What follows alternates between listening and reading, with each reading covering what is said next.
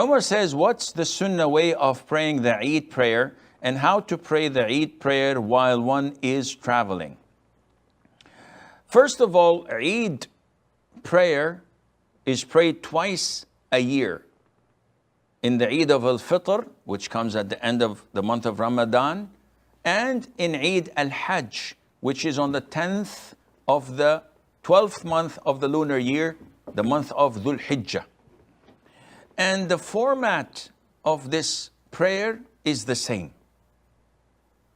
Is it mandatory? Is it a communal obligation? Is it a highly recommended sunnah? It's an issue of dispute among scholars. The most authentic opinion is that it is mandatory upon men and it is highly recommended for women. The format is that the Muslims go to an open ground known as al-musalla.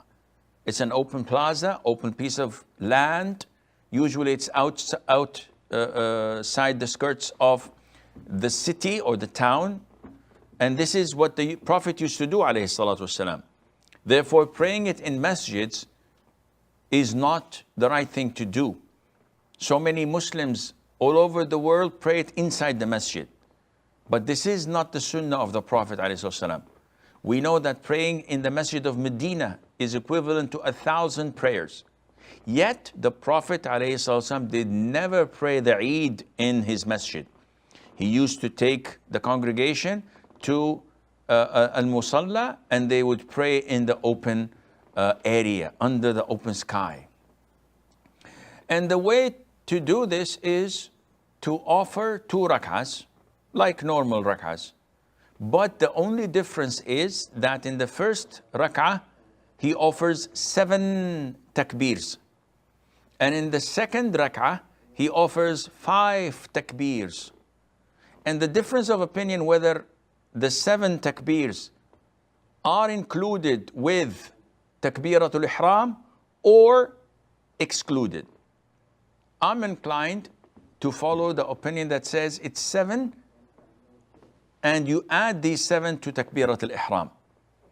And this is done like so. You say Allahu Akbar.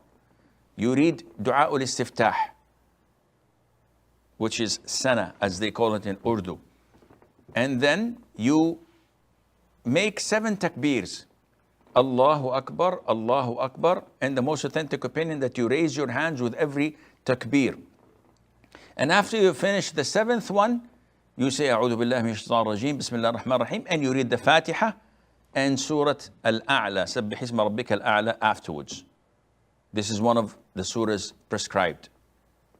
And then you make your ruku', your 2 sujood, and you stand up saying Allahu Akbar, and then you recite 5 takbirs after that. So you say Allahu Akbar, raising your hands, and then you recite Fatiha, Surah, and you continue your prayer as usual. After the Imam finishes the prayer, he goes and delivers 1 speech. And this is an issue of dispute.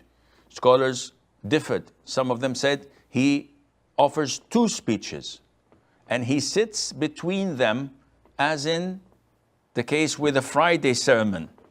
But this is not authentic, because all those who reported it stated that the Prophet gave 1 speech, alayhi salatu wasalam.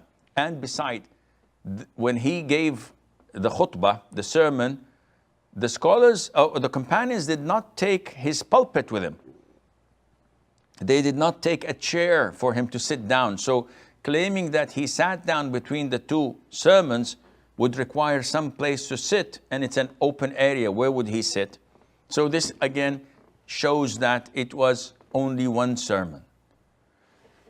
And after that, at the end of it, he would address the women and encourage them to give charity, either by going there physically, or nowadays, because we have the loudspeakers, one can do that in the same sermon, and Allah Azza wa Jal knows best. As for praying it while traveling, it is recommended for a traveler to pray it, but it is not mandatory, as congregational prayer for him is not mandatory as well.